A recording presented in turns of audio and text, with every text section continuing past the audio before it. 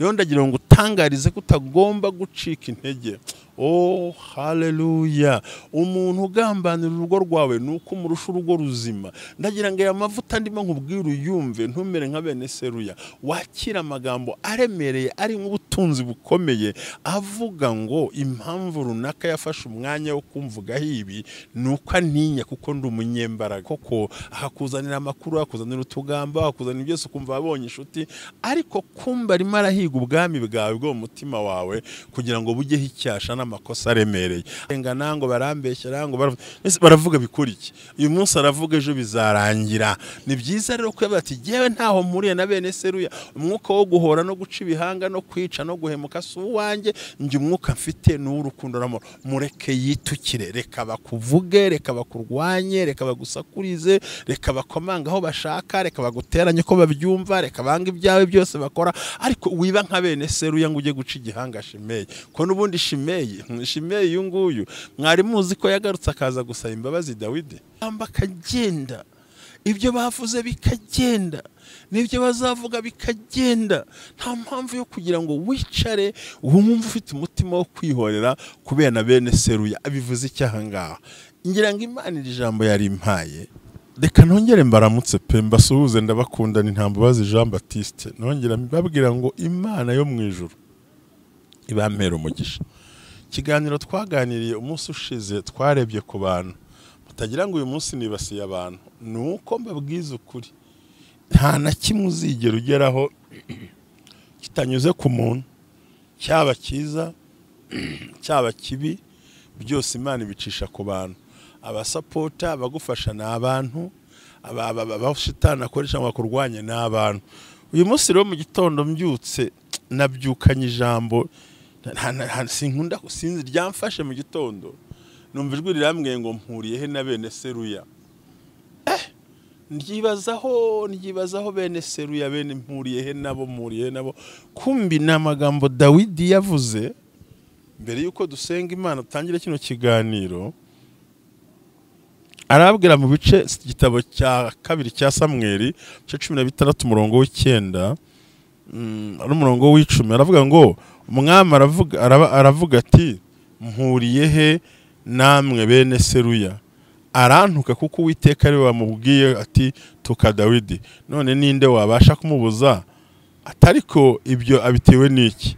Maze Dawidi arabwira ati n'abagaragu bose mu nyumve, murareba ko n'umuhungu wanjye nibyariye agenza ubugingo bwanyu. Mbese uwo mu Babenyamini ntiyarushaho? Nimumureke yitukire kuko Uwiteka bimutegetse. Ahari Uwiteka azareba inabi ngirirwa, kandi Uwiteka azanyitura ibyiza kubw'iyo mivumo yose navumwe uyu munsi. Nuko Dawidi n'abantu be bakomeza inzira. Shimeye akomeza gutukagura ari ku musozi hakurya. Nshuti z'Imana, nagira ngo dusenge.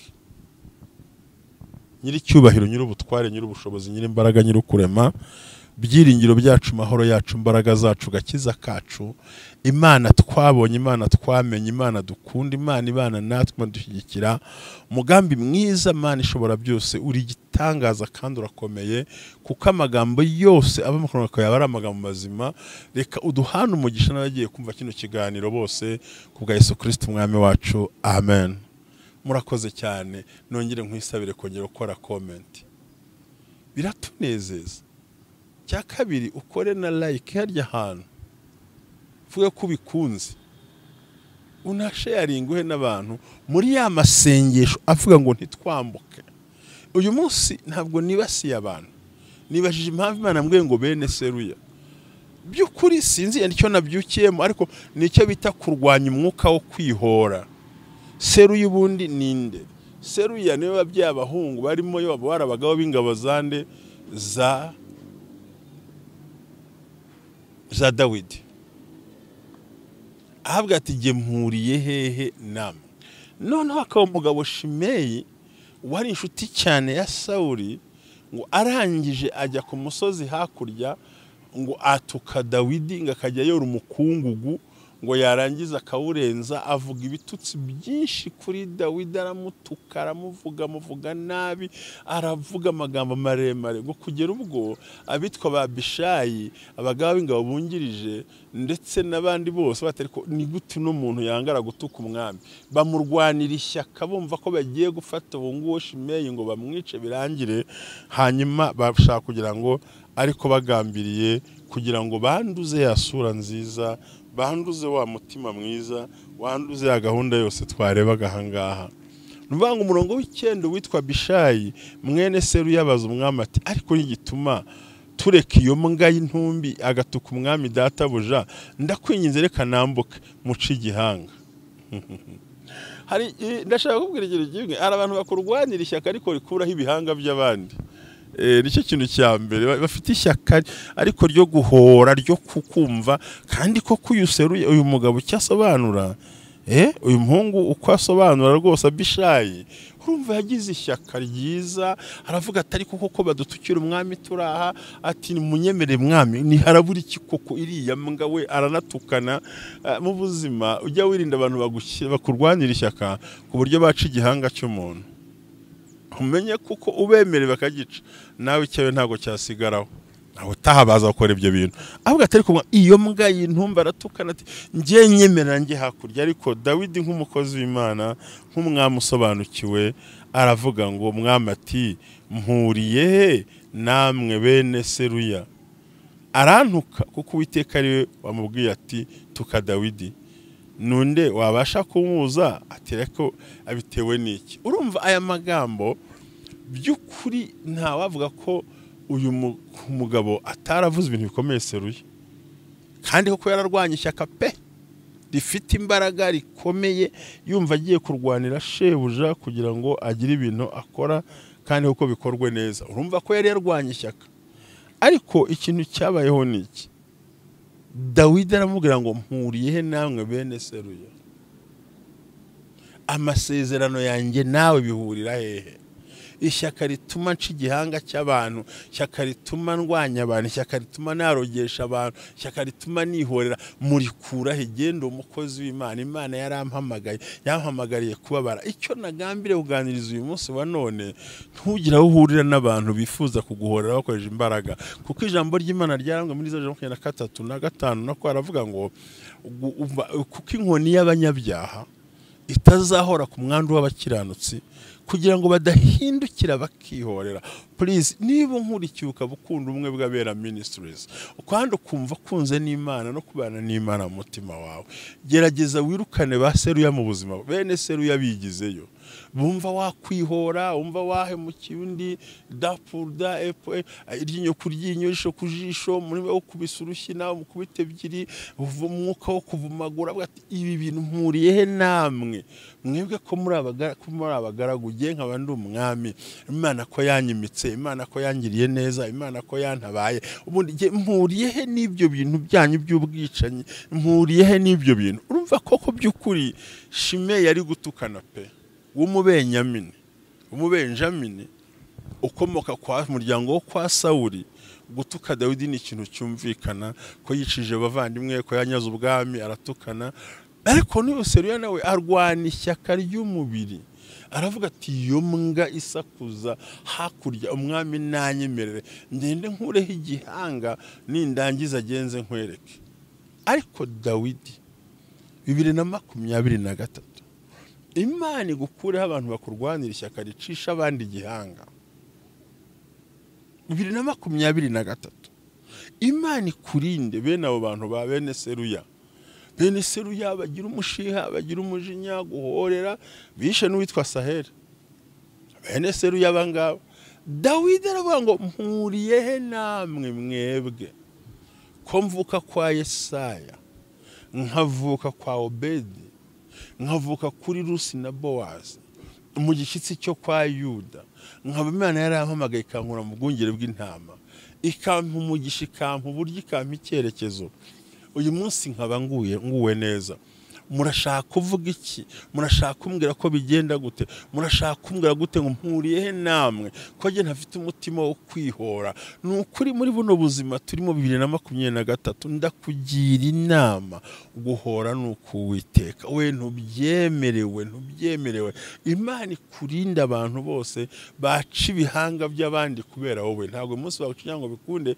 Ndavuga uburyo ki abantu bagambana, umuntu yatangira umurimo ukamurwanya ngo numvise bakuvuga reka tugire gutya. Aha niho hava kuroga, niho hava gucisha amarozi, napfa kugambana. Aha niho bapfa kujya gusengera ku musozi bagatwika amasengezano y'umuntu. Ariko isezerano ry'umuntu Imana yampaye ntago baritwikisha akanwa kawe. Isezerano ryacu ritwikwa n'ibyaha ubwacu twikorera, ariko Imana igiturinda. Avuga ngo mpuriye he namwe mwebwe bene seruya. Niba Uwiteka yamuhaye gutukana uragira ngo mbigenze gute? So hallelujah. Niba koko umuntu aguhagurukiye akagusebya uragira ngo ujye kwirirwa urwana gute? Ariko wari uzi neza ko uko urushaho kwisobanura imbere y'abantu benshi ariko urushaho kongera imigozi kuzirika amaguru n'amaboko, kuko bujya mu kwisobanura ubusa nkongeye kwitega indi mitego mishyashya itari ihari. Shimeyi yaguhagurukiye nibyo, yavuze ko utabyara, yavuze ko utabaho, afite ibintu yapanze. Shimeyi yakugambaniye ahantu hirya no hino, amagambo yabaye maremare, ntaho ufite kwerekera, ntaho ufite gusobanura, nta n'impamvu niyo wakwerekana ko ibyo urimo bishoboka. Ariko urumva Dawidi ati mpuriye he namwe bene seruya ko mwebwe nta kimana yabavuzeho nkanjye, mpuriye he nawe runaka uvuga no magambo. Kandi buriya stay for hands mugombe kubimenya, umuntu wese ukuvuga nuko abari munsi yawe. Umuntu wese ukuvuga, umuntu wese ukurwanya, umuntu wese ukugambanira ni ikimenyetso cy'uko uri hejuru ye unamurusha imbaraga. Rero ayo mahirwe abonye yo kukuvuga wimutiza umurindi, mureka avuge, kuko ni opportunity abonye yo kuvuga. Nyamara nuceceka urakuramo kwamamara. Aya magambo ushatse kuyavuga iki muri 2023? Ntuzahangane ngo bamvuze, bangambaniye, bandebye, ntibankunda. Ushira cya kabiri ngo genda bakunda ntibankunde, ngo sinzi iyo banyura, ngo mbagira neza bakangirira nabi. 2020 iryo jambo rifatura imire urite mu mugezi witwa kuri borane ujugunyurekeraho. Kubera iki? Cyambere Yohana, ubutumwa bwa Yesu Kristo bwanditswe na Yohana, hari amagambo yaguhumuriza. Ibice 3:16, kuko Imana yakunze bari mu isi cyane byatumye itanga umwana w'ikinisi. Urumva ngo Imana lance fait shetekela ma salaba basifoya. Imana yo ni urukundo, Imana ni imbaraga kuri wowe. Imana iragukunda ku buryo buratangaje, naho yavuze ngo ufwanga abantu bakuretse. Ndakubwiza kuri bene seruya barahari bumva ko barwana ishyaka ry'umubiri, ariko Dawidi suka yabigenjeje. Ahubwo Dawidi yakoze igikwiye, aravuga ati ntaho mpuriye namwe, umureke yitukire, kuko Uwiteka yamuhaye kubikora. Ndagira ngo tuyafate mu buryo bw'imbaraga, mu buryo bukomeye. Urumva Abishayi areba akarengane k'umwami, kandi ko umwami yari yarenganye. Rega nawe urarengana ndabizi, nawe barakurenganya ndabizi, barakuvuga ndabizi, barakurwanya ndabizi, kandi iyo ntanabimenya n'abandi bose babibona, ndetse abantu bashaka kurwanira ishyaka, ariko rikaba ryashyaka rizagutuma wisiga amaraso atariho urubanza, bizatuma buri gihe uhorana ikidodo ku mutima ngo iyo ntabikora. Arahabwira ati jye mpuriye he namwe bene seruya mwebwiwe na mukuru wawe n'abakuru ingabo, mpuriye he namwe. Menye ko umugabo w'ingabo z'Abisiraheli mu gihe cya Dawidi ku bwa Salomo yagiye mu gihano kubera yishe uwitwa Sahel. Urumva icyo ndimo nganira kuri 2023, hari abantu bazaza ngo bakurwanira ishyaka ko ngo bakuvuze, ngo bakugambaniye, ngo nawe gira gutya. Burya mubona abantu bacisha uburozi, abandi bagacisha ubugome, abandi bakagambana, nuko buri gihe bafite bene seruya ubashyira hafi aho ngaho. Unavuga ati jye mpuriye usuriye Shimeyi hakurya, ariko ubundi mu by'ukuri franchement yavugiraga kure akayora imikungugu. Hirya y'umusozi nkugu bamugeraho. Ariko Dawidi nk'umuntu wahamagawe n'Imana, nk'umuntu uzi gahunda z'Imana muri we, nk'umuntu uzi imikorere y'Imana, bati mpuriye niba Uwiteka yamuhaye kuntuka niyitukire. mwe nange mundebere niba uwo nibyariye ampagurukira akantiranya akampiga kenda kumpitana mwibwira gute ko umubenjamini we atagomba kunkorera ibirenze bityo we yerekana neza ko no mu rugo rwe hari ikibazo. Ariko icyo nshaka kuvuga ahangaha ni ikira ngo tugaragaze neza ntaye nguhishurire yuko hariho inshuti ziza zifuza kubona ibihanga by'abantu mu kiganza cyawe ukagira ngo ni ishyaka nyaryo koko akakuzanira amakuru akuzanira utugamba akuzanira byose ukumva wabonye inshuti ariko kumba arimo arahiga ubwami bwawe bwo mu mutima wawe kugira ngo bujyeho icyasha n'amakosa aremereye avuga ati jye mpuriye he nawe nihe duhuriye kweri. Avuga ati niba Uwiteka yamuhaye kuntuka mumureke yitukire aharaho Imana izareba uko ndimo mbabazwa izanyitura ingirire neza. Bavandimwe iri jambo ryambyutsemo. Imana ikurinde bene seruya, Imana ikurinde abantu bagushora mu byaha, Imana ikurinde abantu bagushora mu ntambara. Muri 2023 ni igihe kizima cyawe cyiza cyo guhagarara ukumva ko uhagararanye n'Imana. Njya nkunda ijambo ry'Imana bakozi b'Imana aho Imana yabwiye witwa Yeremiya yambwiye ngo nakukuruje urukundo ineza y'urukundo ndakwiyegereza. Ni umugozi w'urukundo Imana irakwiyegereza. Abantu twishwe no kwisobanura. La parole s'envole mais l'écrit reste. Icyo nzi cy'amagambo araguruka baravuga bikaguruka. La parole s'envole but the moment spirit biraguruka bikagenda amagambo akagenda ibyo bavuze bikagenda n'ibyo bazavuga bikagenda. Nta mpamvu yo kugira ngo wicare wumve ufite umutima wo kwihorera kubera na bene seruya abivuze icyaha ngaha. Ngira ngo Imana iri jambo yari impaye integura cyangwa integuza ko kuko ndabizi pe niba hari umugabo ufite abanzi batari bakeya mbamo rwose ariko ntacyo binantwara ariko buriya gusa sinjya nereka umuntu ubikora.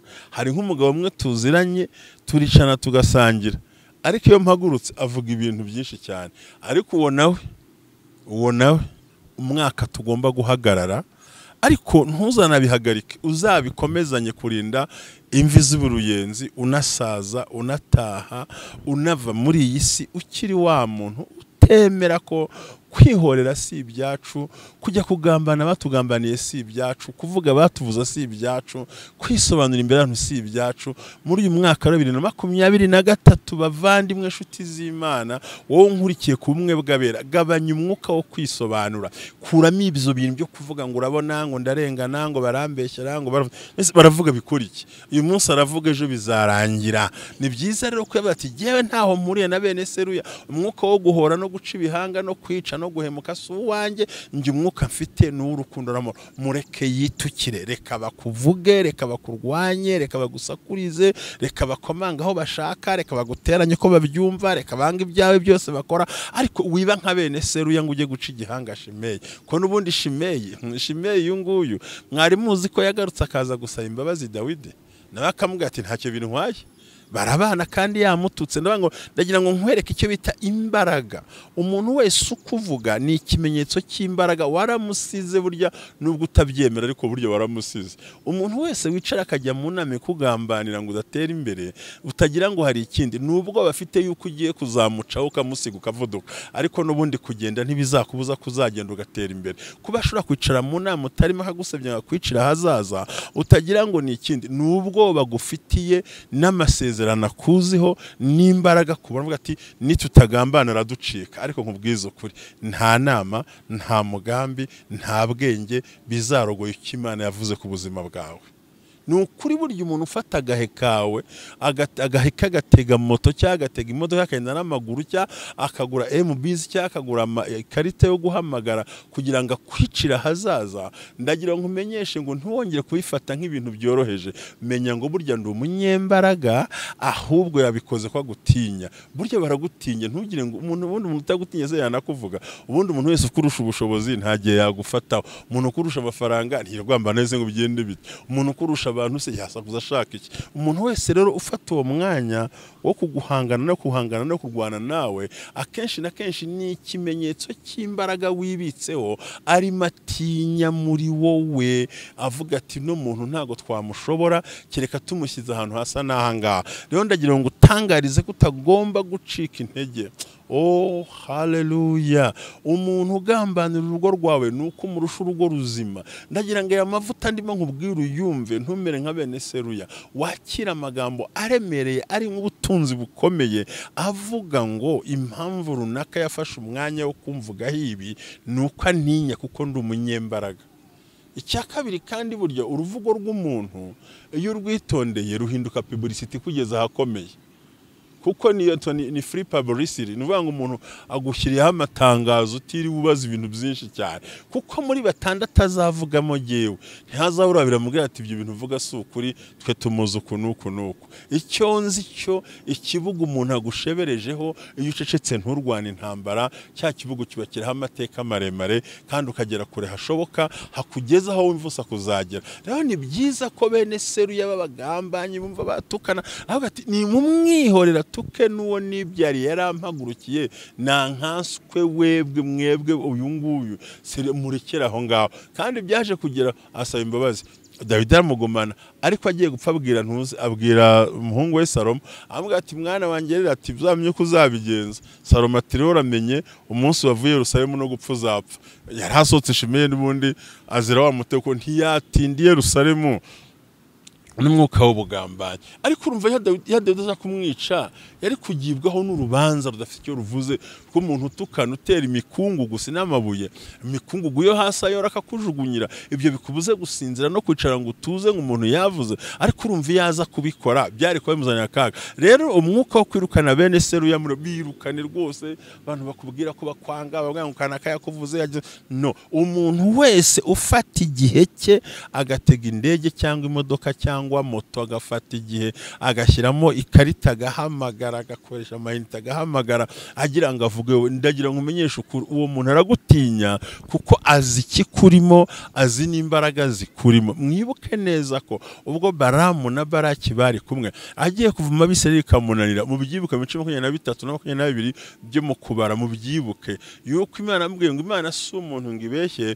kandi si n'umwana w'umuntu ngo yicuze, ko ibyo yavuze no kubikora izabikora. Undi ati jya ku rundi ruhande witegere, aramubwira ati reka mubwize ukuri ibyo yavuze no kubikora izabikora. Nta ndagu, nta cyaha, nta bupagani, nta n'ubugoryi bugaragara muri bene Yakobo, ngo ahubwo n'ubwoko butura ukwabwo. Yavuze ijambo rikomeye ngiye kubwira cyane, abonyeho avuga ati nto wibahesha umugisha ariko bibahana umuvumo, kubavuma bireke n'umugisha wihorere. Ariko biranga bati nakubwiye ngo icyo umwami Imana mpanaza kugikora. Shaka kubwira amagambo akomeye.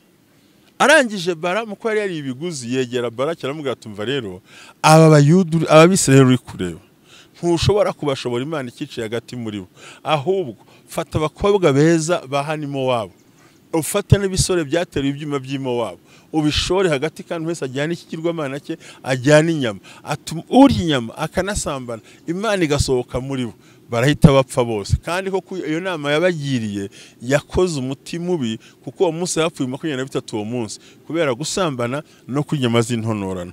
Wirinde, hariho umuntu umwe uzavuga ashingiye ku ntege nke, nk'uko Baramu yamenye neza intege nke z'Abisirayeli mu butayu. Nta nyama baheruka, nta bagore baheruka, bamwe nta gahunda ohereza nk'abakobwa bisize basa neza. Arangije ngo Imana isohoka muri bo.